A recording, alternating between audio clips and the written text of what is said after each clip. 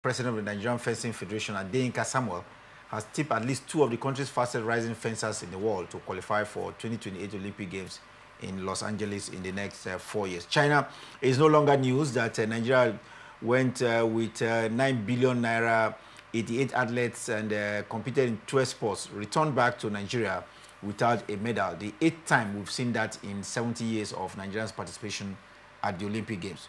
What do you expect? Are we getting just rhetorics, or we expect that the different federations will get serious and prepare towards 2028?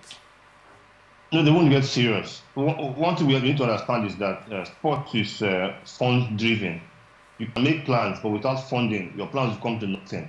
Now, the federation president can say, I can make this projection, but where are the funds? Now, in a market or in an environment where the corporate sponsorship is not there, you have to depend on government, which is the sports ministry. Now, when are these funds released? I keep people say Nigeria spent 9 billion on the Olympic Games. No, we did not spend 9 billion on the Olympic Games. We spent 9 billion to visit Paris, France. Because if we are supposed to make impact at this Olympic Games, that 9 billion should have been spent in 2020. Because it takes you between 4 to 6 years to prepare an athlete for the Olympic Games. Between 4 to 6 years, not 3 months. So now we are talking. Does he have the funding? Or are we going to wait until 3 months to the next Olympic Games to get, say, 15 billion? I will start giving out training grants for athletes. A training grant you give 3 months to the Olympic Games, it's like pocket money. It's useless. Because those countries that will win medals at the next Olympic Games, they started planning 2 years ago. Not even now. So yes, he has said something about the fencing team. Where are the funds? Does he have it? Is there a plan on paper? If he has that plan, and if he has the funding, then we'll believe him. Well, I think I agree with you, because releasing of funds just maybe on the eve of departure of the contingent to maybe a major sporting that's the event cannot translate into adequate conditioning, in my own words. And Miracle, we understand fencing is already getting prepared for the next Olympic Games, and there is a 16-year-old Inokosi Ibru who recently became the very first Nigerian, to compete in the event. This is the way to go, catch them young, but don't raise hope of Nigeria. Say, okay, well, you're getting ready. You need to get people who can do it. I'm sure it's not novelty, though, to find people who just win when they debut, but it has to be from adequate preparation. You don't just pick someone who has been training on our own and enter her for an event and just think that this will translate to a podium finish. Yes, definitely. We know that fencing is not a well-renowned sport to Nigeria as a whole.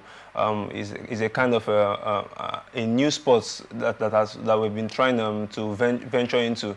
The last time we competed in a major tournament for fencing, I think it was in 1952 Olympics, and since then, ever since, we've not been able to compete in the fencing in the Olympics. So I feel like if adequate planning can be done in making this, or catching these young teenagers young and training them, building them up, I feel like yes, definitely 2028 is not too far away. We can actually go there and compete.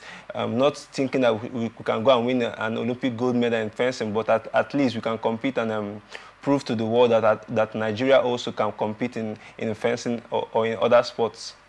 Well, Nigeria definitely has the capacity, the potentials to compete at the elite level, but first we have to prepare, and especially in an event like fencing, where we are not where I say homegrown, we really have to project this through proper sourcing, or do I say of grassroots athletes that can go in there and get the job done. Talking about one area where we seem to have great potential as China is basketball, and we've had issues with administration in the past. It looks like that is over. We've seem to be on the right track, especially with female basketball performances at the last Olympic Games, where they became the first Nigerian side, the first African side to get to the quarterfinal of basketball. What can we do to get this team in place? Remember, this team went to the Olympic Games without her captain, so to say, and there's still some players who have a score or the order to settle with the Nigerian Basketball Federation and, by extension, the government of Nigeria. Well, what I'm saying now is this. You say the problems seem to be over. Has the basketball league resumed? No. Because first, we must have a working league. So without the league, I don't say the crisis is over because it was the crisis that stopped the league. So now we depend on, a few competitions here and there, like the Basketball Africa League that Liverpool has to go for, and also players that come from mostly the American college system and American Basketball League. So first things first, as the league resumed, or do we just depend on the foreign legion, a month or 2 weeks to the games? That's what we have been doing. I think that the first thing that we need to sort out the internal crisis in the Basketball League, in the Athletics Federation of Nigeria. Before now, the Football League was part of it, NFL was part of it. There was also the one in the Nigerian Boxing Board of Control. So we need to sort out this crisis that, as should I say, bedeviled our sport. Basketball is not there yet.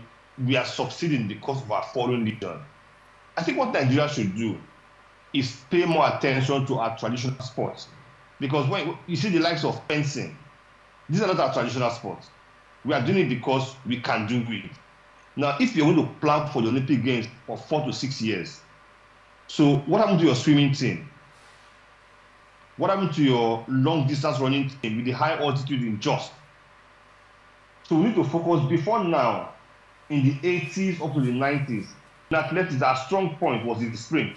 100 meters, 200 meters, 4x100 meters, and to an extent 400 meters. But these days, we don't hold sway there anymore. We need to go out to the college system, the NUGA, the West African University Games, the inter-house sports, because we're talking about a 4 to 6 year plan. So, and so I talk about our traditional sports. But now we're going to be talking about fencing. We're going to be talking about gymnastics because we want to be part of the crowds. No, we don't have to be in every event. Pick your traditional sports: boxing, wrestling, weightlifting, athletics, swimming. Build on it and see what you can make out in the next 4 years. But again, maybe we are just talking. The minister has made, big statements. But we will now wait until 3 months to the game to give out training grants. I think that's always our problem because we have this talk every 4 years after an Olympic game. Still, you've been there for so long, you know it. We have the same discussion. Why are we not making progress? Well, I think I agree with you. It has to do with proper funding, which we don't get. It begs question when you go to a tournament to pay training grants that should have been given for preparation, and you go and pay it at the venue of an Olympic game. That looks, and I think the ministry, they have to take a restock. They have to consider themselves as well in what they are doing and see how they can provide these funds early enough. I